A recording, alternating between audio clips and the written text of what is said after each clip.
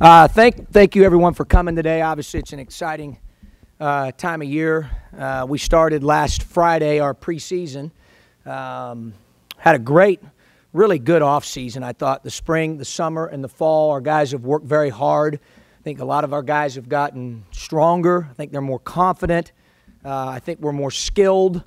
Guys have made big-time jumps in just a lot of areas, and I'm very excited to work with this team. I think from the standpoint of heading into our fourth year, you know, our locker room, our team, our depth, if we can get a couple guys healthy here, our versatility are all exciting things, and I think bode very well for us heading here into the fourth season. You know, I'm excited about what our guys do, obviously, in the classroom. You know, with a 3.23 GPA in the spring, the highest on record in the history of Illinois men's basketball since it's been kept. Coming right back this summer with a 3.50. You know, they're obviously getting it done there. Our academic services people deserve a lot of credit. Our coaches, our staff, our support staff that work with our guys do just a terrific job of molding and helping develop our players in all areas. I always tell them when they come here that all three areas are equally important to me. That's the person, the student, and the player. I like the progress we've made in all three of those areas. You know, obviously over the time that now we've been here, we've continued to add not only talented players, but talented people in our locker room. So that makes it certainly a lot of fun to work with our guys. I think one of the things I really like about this team, the two things that keep coming to mind for me, my wife asked me the other day, you know, what do you think about your team, the start you've had to preseason? The two things that keep coming to mind for me are the character of our team and the versatility of our team. We have guys that are learning multiple positions. We'll have the ability from a basketball perspective to play small, to play big, to give you even different looks within positions. An example of that would be Thorne at 5, who's a low post scorer and a rebounder and 6'11", 275 pounds. But then you also can slide a guy like Michael Finke there, who's a completely different player at that position, who has the skill set of a guard, but not nearly the height or size of a guy like Thorne. So that would be an example of what we can do at a lot of the different positions on our team. So our versatility is something that I really like about our team. In terms of what we focused on, we've really focused on always really what's on our bracelet. You guys know that from following us here now, heading into our fourth year. And for us this year, we've really focused on loving each other, playing for each other. Do I want them to play for Illinois? Absolutely. We want to play for the front of the jersey and not the back of the jersey. I think every coach wants that. But really what I want them to do more than ever is to play for each other. We have a team that's very close. I want them to understand that the best teams love and play for each other. The second thing we've talked about is serving. I want them to understand, especially some of the guys that have been around a while, in particular our junior class, where those 4 players are the most experienced guys. They've been around the longest, obviously aside from LaTulip, who's not playing this year due to pursuing opportunities for the 5th year next year, and Tracy, who's out. After those 2, it kind of goes to those 4 juniors in terms of experience and what they've been through and what we expect from them. I want those guys to serve. I've really been on Hill and Nunn in particular with that. Those guys are very experienced. They're basically 2-year starters heading into their 3rd year, and I want them to connect our team vocally and give great example of what I want non-verbally or body language-wise as well, both on and off the court. I think both guys are up to the challenge, and I think that's been certainly a good thing. Caring. We need guys that the third thing we've talked to them a lot about is caring, which you see on the bracelet, the acronym LSCA. The C stands for caring. You know, I want them to care at an extraordinary level about how well they perform in the classroom, how well they perform in practice. Obviously, fulfilling their responsibilities that we have outlined for them as a person. You know, what we expect of them on game night, how hard we want to play, the toughness we want to demonstrate both mentally and physically. We want to care about those things. We want to care at an extraordinary level. And then the fourth and last letter on the bracelet, completing the acronym of LSCA, is accept. Accept each other's differences. Everybody in our locker room is different. All of you sitting out there are different. No one in here is exactly the same. People are motivated differently. They have different hopes, different dreams, different goals. They learn differently, etc., etc. It's up to all of us to help each other play to our strengths and help each other with those weaknesses that we have in our locker room. So that is what we've talked about, making sure that we accept each other for who we are and help each other. As long as we focus on those things, I think we'll be in good shape. That's what we can control, and we want to control that certainly every day. I thought the European trip was great for us. I thought it gave us a head start. We learned a lot more about our team. We learned a lot more about individuals. I think it gave us a real jump start in a lot of different areas. So we're very, very thankful that at a place like Illinois, we're able to do something like that. Obviously, a lot of that credit goes to Mike and our administration for giving us that opportunity. You know, we're certainly thankful to take a trip like that because we do feel like it gives us a boost and maybe gets us along further than where we would be normally at this time. You know, the last thing is I want to credit our players for having a next man up philosophy. You know, we went through, I think it's been pretty well documented. You know, if you look at the spring of 2014, the team we had in our spring meeting versus the team that finished in the spring of 2015, that was a grand total of 80 games missed. It's a lot. But our guys never had any excuses. They never took shortcuts. They did not complain. It was a next man up philosophy. We have to have that now a little bit as well. Obviously, we've went through a little bit of the injury bug here with this team. We're hoping, obviously, that we can kind of find our way through that here in the early part of the preseason and be ready to go once we start game play on our opener on November the 13th. We've got, you know, Tate, who's been out a little bit here the last few days. He'll be coming back from a concussion.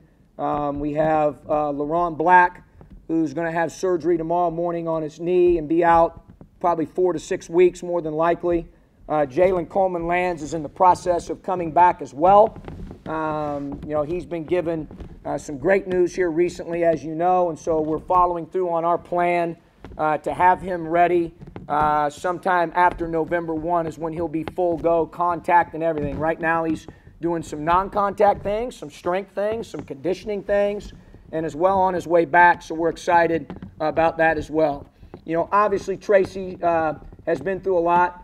I really appreciate his attitude and his disposition. You know, obviously 2 season enders in a row. You don't wish that upon anybody. I keep telling him just to believe it's happening for a reason, and if anyone can handle that, certainly he can. He's tough enough mentally.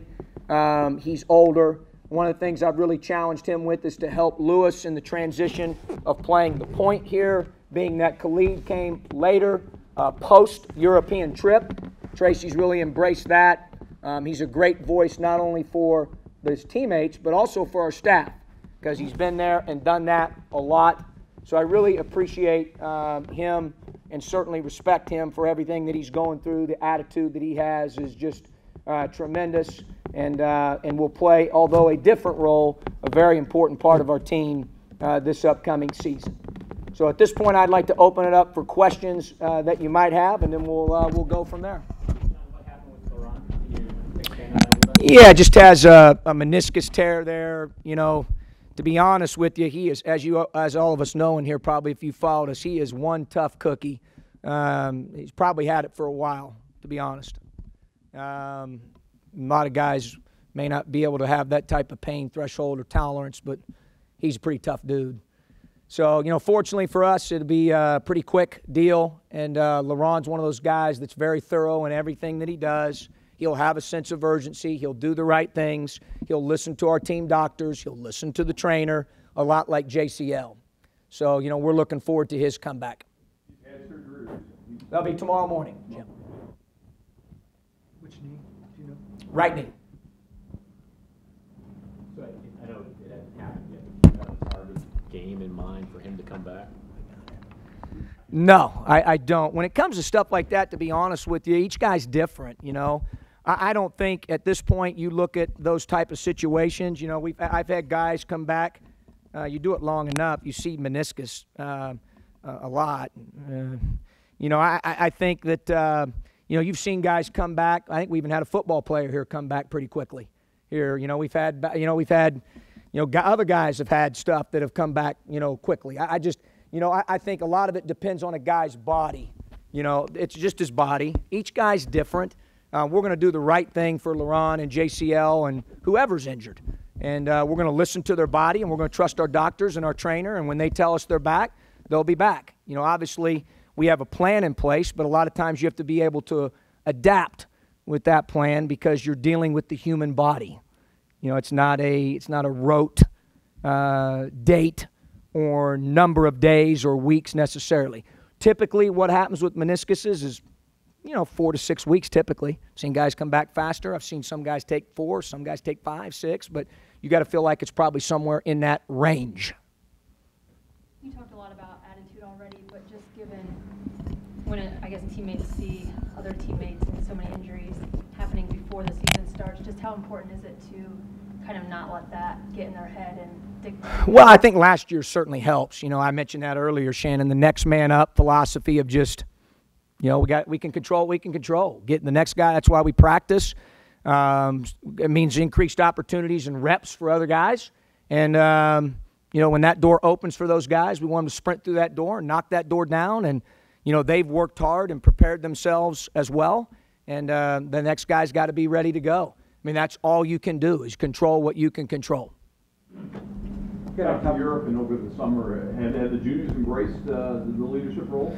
Yes, I'd still like to see them do even more there. You know, some guys, it's maybe outside their natural comfort zone, Jim, but that's okay. That's how you grow. To grow, you got to get outside the comfort zone. You got to get outside the box. You stay inside your box. You stay inside your comfort zone, and you're comfortable all the time. You're not going to grow. You're not going to get better. Your team's not going to get better. They're not going to individually get better. And so I've seen some guys really get better in that class of those 4 guys. I'm still pushing them every day to give us more, especially from a vocal standpoint. I know in the past you've used fifth-year transfers. This year you have 2 of them. I mean, one was based solely out of need, but just talk a little bit about those 2 guys and what they bring to the team. Well, obviously their experience level. When you're talking about a 5th-year transfer, you think about the success we've had with those guys, McLaurin, Ike, how good those guys have been for us. Now, you know, we have Thorne and Lewis, and those guys are experienced. They're older. They've played in big-time college basketball games. I just think their experience playing the game is a real advantage. Now, I will tell you that, obviously, even though they're a 5th-year senior, terminology, offensive system, defensive system, all those things are completely different for them and new. And that's where that European trip really helps you, a guy like Thorne. Obviously, Lewis, thank goodness, is a very quick study, and he picks things up very quickly, you know, due to the time that he transferred post-Tracy's injury. And when we got him in here, he wasn't able to go on the trip with us. So he started from scratch and was a little bit behind some of the other guys. But he's caught up quickly. You know, he's a very competitive kid. He's a very tough kid. He cares, and he's worked very hard to learn and get a lot better through the fall training camp. So I do think I'm really excited about him. I think he certainly exceeded my expectations, and a lot of it is because of his competitive toughness and his ability to learn very quickly. Jalen Coleman lands, when can he be back, and what's a reasonable? Well, you guys like numbers and dates and all that, don't you? It's a human body. We have a plan in place for him, as we said when we came out with the tweet. You know, it is what it is. We're going to do what's right. If he's ready to go, which we anticipate, well before we play our first game, awesome. You know, if he's not, am I going to play a guy who's hurt? No. Or injured? No, I'm not. So I'm stating the obvious, but that's the, believe me, I want him playing yesterday. I want, you know, Black playing tomorrow. Like, you know, it just kind of is what it is with those guys. Do I think that he's on track to play clearly before or on the first home game date? No question. But that's as of today. You know, bodies are dynamic. Injuries are part of the game, and the other players have to step up. But what's the mindset of the other players, you know, knowing the fact that they have to replace some of the guys that are going to be out? Well, I mean, obviously you'd have to ask them. You know, I think for all of us as coaches, we're trying to figure out what's going on between their ears. But I think for them, all they hear from us is next man up, let's go. I'm not canceling practice tomorrow because the guy's hurt. We're going to practice tomorrow. We're going to work to get better tomorrow. We're going to love, serve, care, and accept each other tomorrow. It's what we've been talking about since we first got together the night before summer school started with our 15-16 team. That's not going to change. We're just going to keep rolling. And I think the players know where I'm coming from with it. And I think a lot of times players will follow the coach's lead or follow your older players or captain's lead. And we did that last year. Egwu plays tonight in Indianapolis. And I had a speaking engagement tonight. Otherwise, I'd go. I'm so proud of him. As more time goes by, I really appreciate what he did last year more and more as a captain. You think about 80 games plus now being lost by his teammates. And at halftime, we're 20 minutes away in game one from probably getting done what they wanted to get done as a team. That's pretty amazing. He did a phenomenal job. Why did that happen? Because they followed his lead, because of the character he has.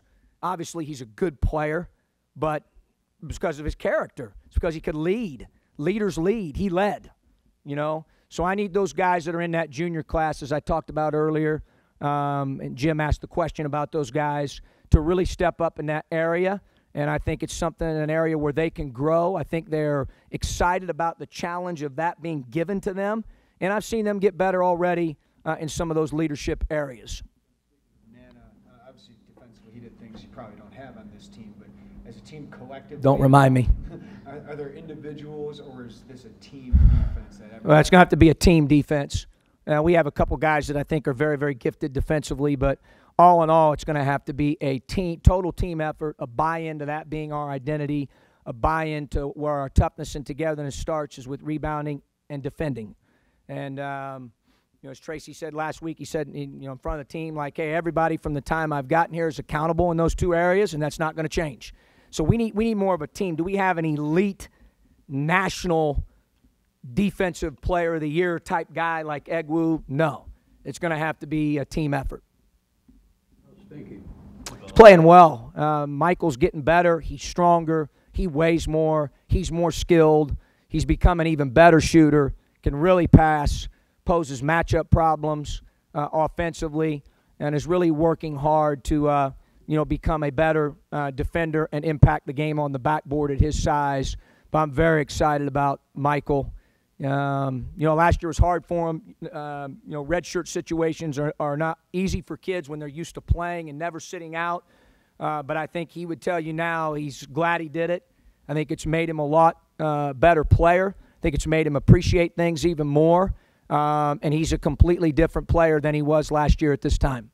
The way the season ended, John, you mentioned a lot about reflecting and within the coaching staff and so on about what you guys can do going forward to make things better. But what things do you have that you can share with us now that have made you guys better and you feel like you're going to be better for going forward? Sure, that's a great question. Marcus's question was about improvement. Why? How are we doing that? I think, first of all, the staff. I've got an unbelievable staff.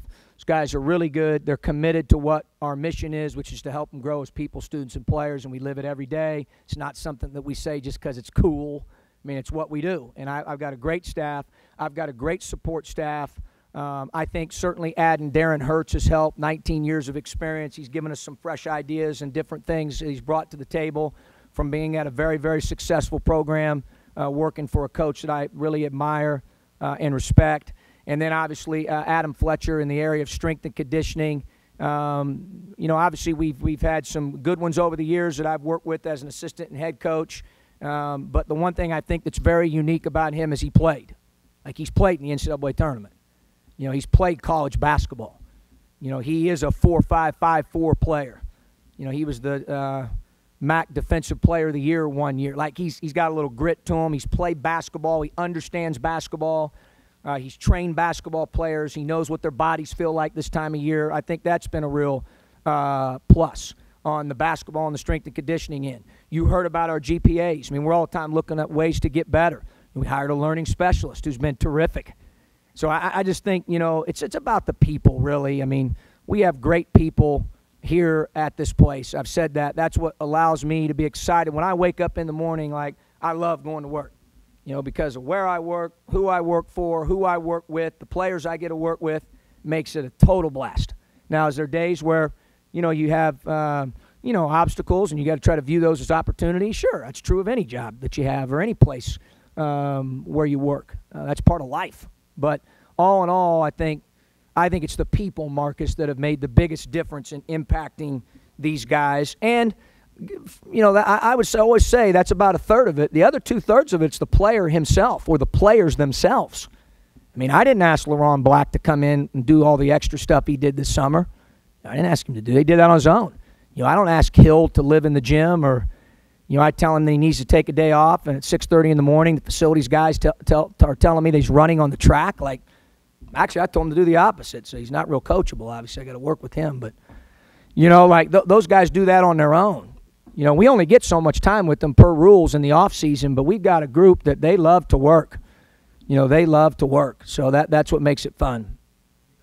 Leadership needing to come from Malcolm and Kendrick, but you're also going to need to rely on them a lot production-wise. What have they done this offseason to kind of improve on the court?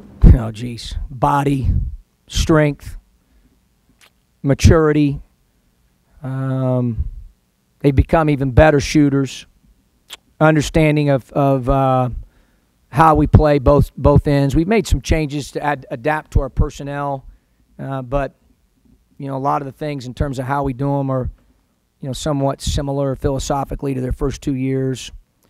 They in a lot of areas. Those guys are just better. They work.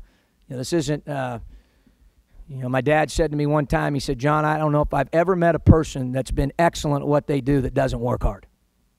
Those guys work. They work. I mean, I wish I could give you some secret recipe, and I do think that our staff, again, and our support staff, does a great job of motivating our guys and knowing what's going on with them and talking to them, encouraging them, and motivating them. But I think we also have a group inside our locker room that's intrinsically motivated. A lot of those guys in there have something inside with their DNA, as I mentioned with some of the examples earlier, where they want to work to get better. And I think we've certainly done that with a lot of the guys. I assume he missed the bulk of your conditioning stuff. He did. He missed up, participated in 2 out of 8 weeks of summer training camp, missed all the 6-week fall training camp, and is going to miss the majority of the majority of the preseason that we're doing, probably 50-50. He'll make about 50% of that.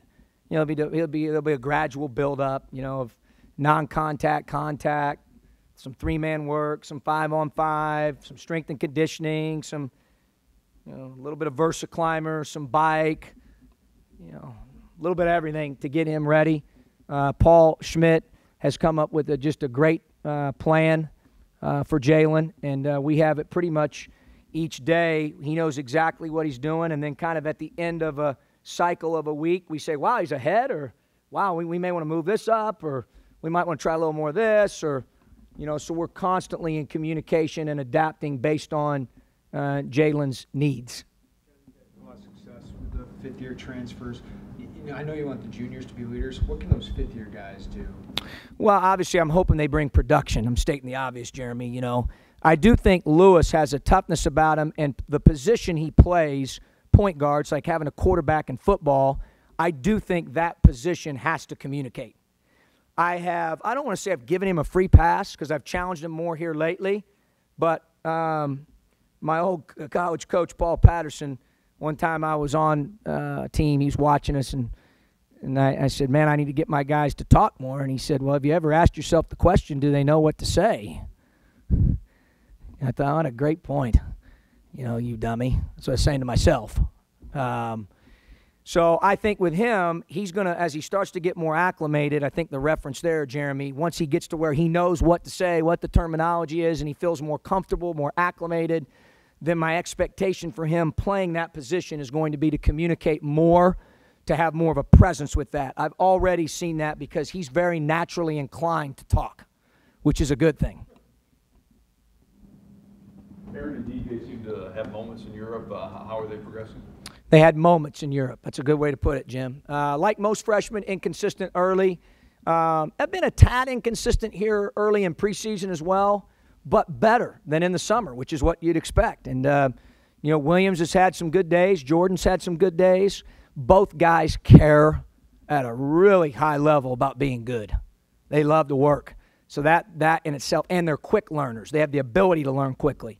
So they're getting better. Our staff even talked about that this morning rapidly. Jordan had a great day yesterday. We were out for a run earlier, and we were passing Jordan, Aaron, and we stopped just to say to him, hey, man, you had a good one yesterday. You're really picking things up quickly. You're getting better.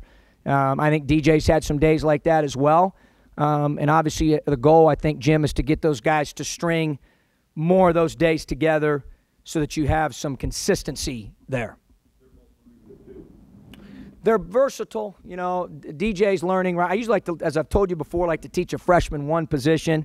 You know, at the end of the day, I'll be honest, one of DJ's strengths is he could play, by the time his career finishes here, he could play about 4 positions. I mean, he's really, his size, his skill set allows him to do that. AJ will clearly play at least 2 positions.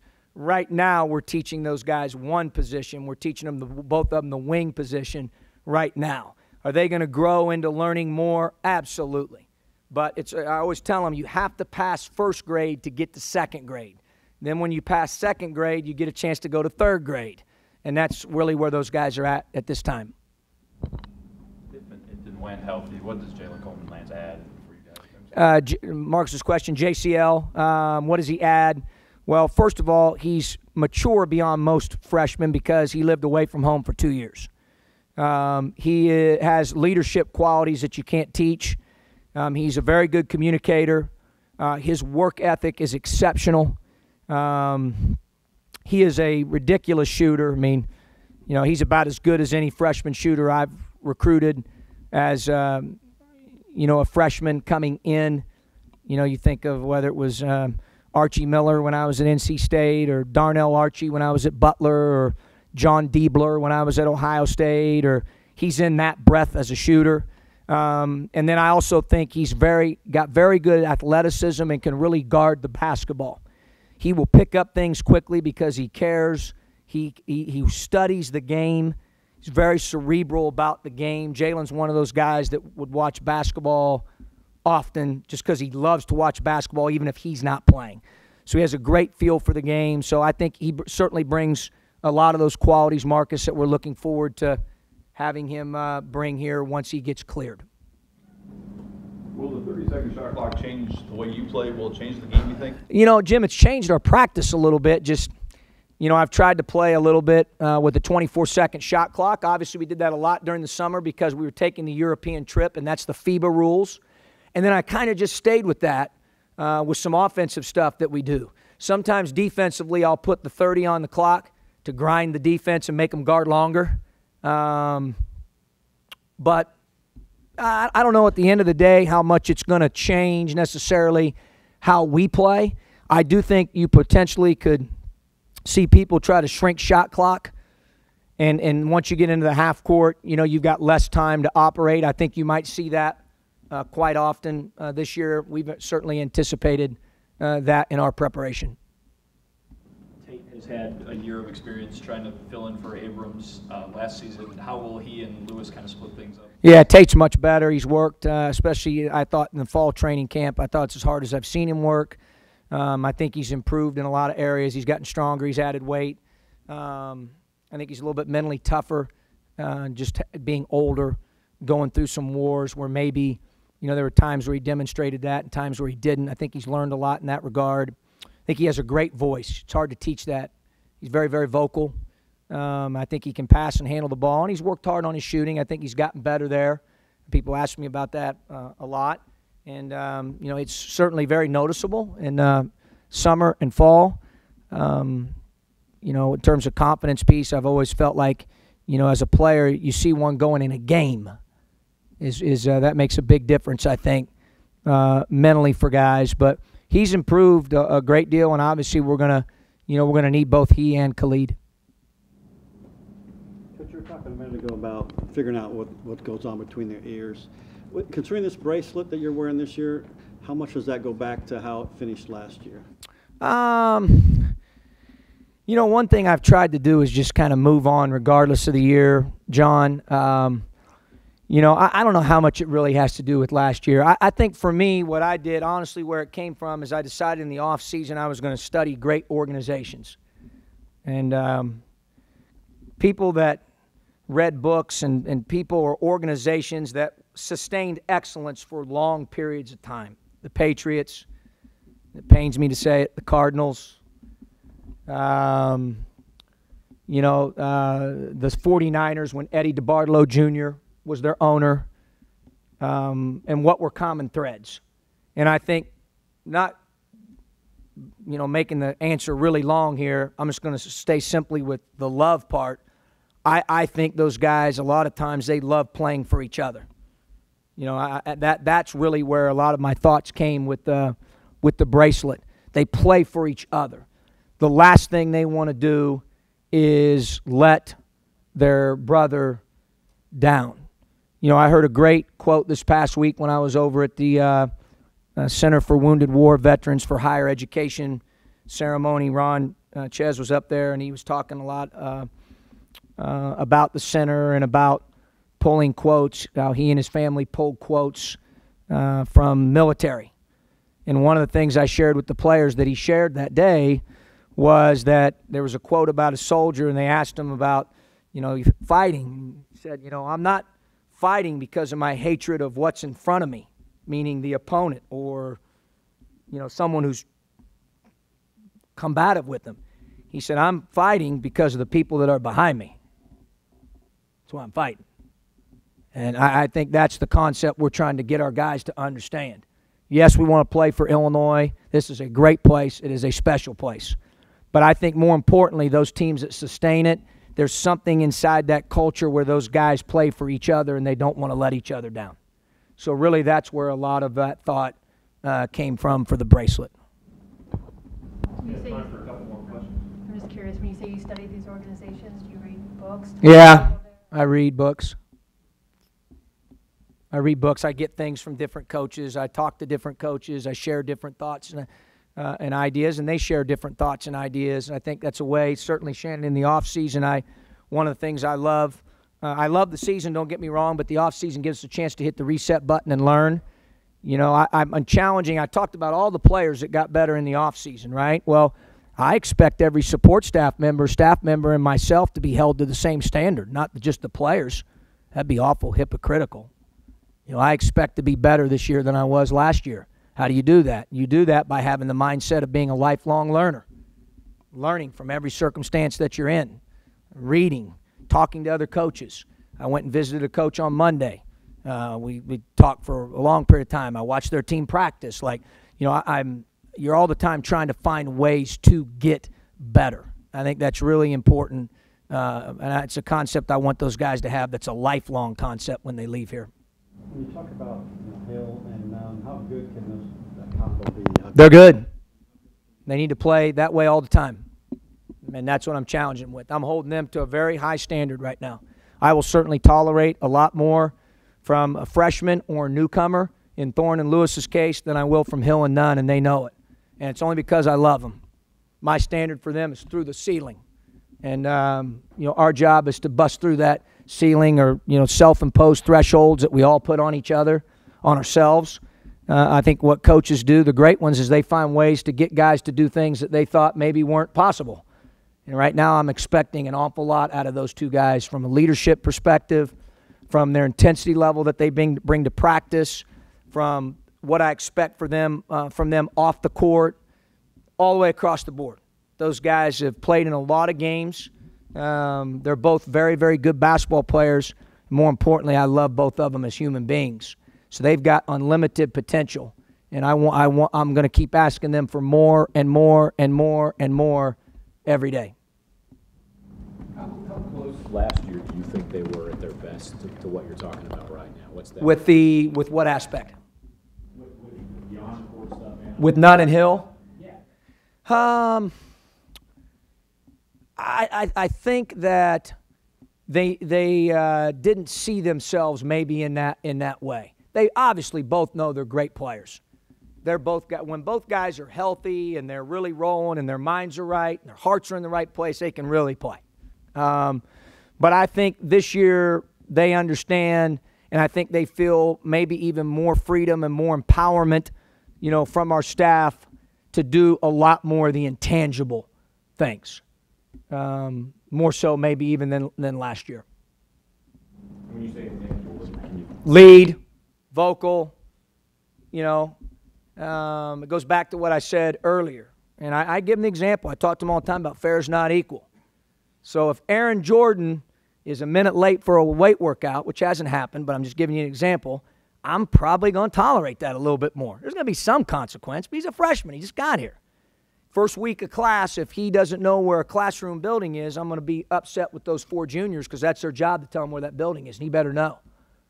But if that happens, I'm not thrilled about it, but if that was Hill or none, they know better. It's their 3rd year. They know better. My expectation level, my standards for them are higher. And they're going to be high for those other guys as well in due time. Right now, they're trying to learn. They've got a lot going on coming at them for the first time, socially, academically, emotionally, athletically. They've not lifted like this before. They're sore, et cetera, et cetera, et cetera, et cetera. So, sometimes you have to be a little bit patient. And that's when I tell them that fair is not equal. I'm going to treat them all very, very fairly and with a great deal of respect. But don't be a bean counter. My standards for someone else in some area that maybe has more experience in that area that's an older guy would be higher. Their consequence might be different. I tell them that ahead of time. How much difference did it make for Kendrick, though, to have a healthy summer where he A big difference. Obviously, last year he had the issues with the knee, and they did a good job, Schmitty, the docs, bringing him back. And I thought he had a good year for us, Tup, but I think that no question it helped him to have a full summer, full fall. Yesterday I had a guy here, Coach Lick was here, my former high school coach, and we were talking with a strength coach afterwards, and he asked him who the hardest worker had been so far in the weight room, and Fletch hesitated for about 5 to 10 minutes, which is a good sign. It means there's a lot of them.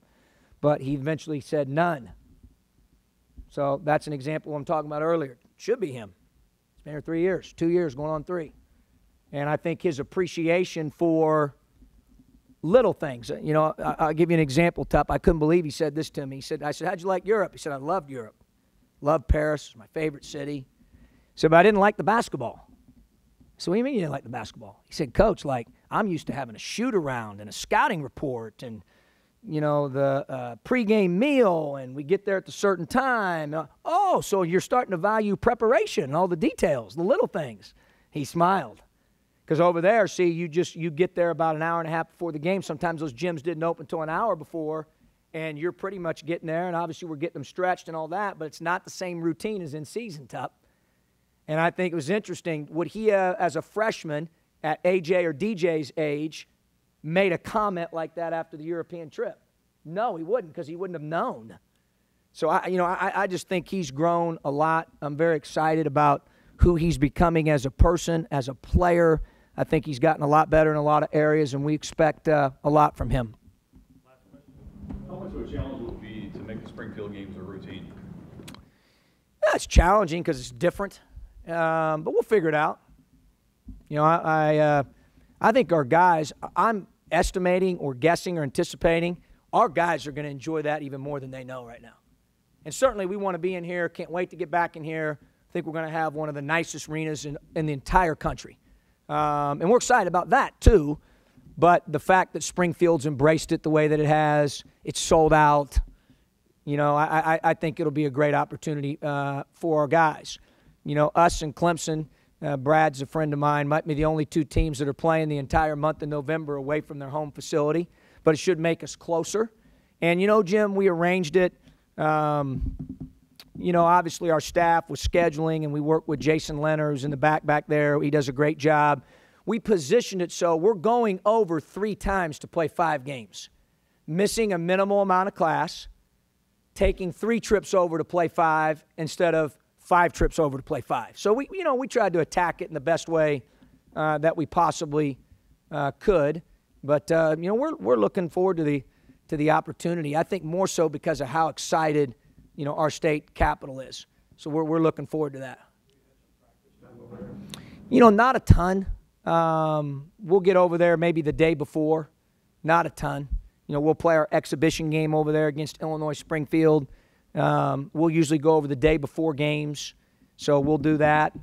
But I want to treat those games, you know, obviously we're going to have a home crowd environment. We're going to play in there more than once, obviously. But I want to treat that routine like it is all the time whenever we leave our campus in a bus or via plane. So it's the same routine. So more than likely we'll be going over the day before, doing our shoot-around the day of. Guys, I appreciate you for coming out. We'll see you over at the practice complex here. Okay, thank you again.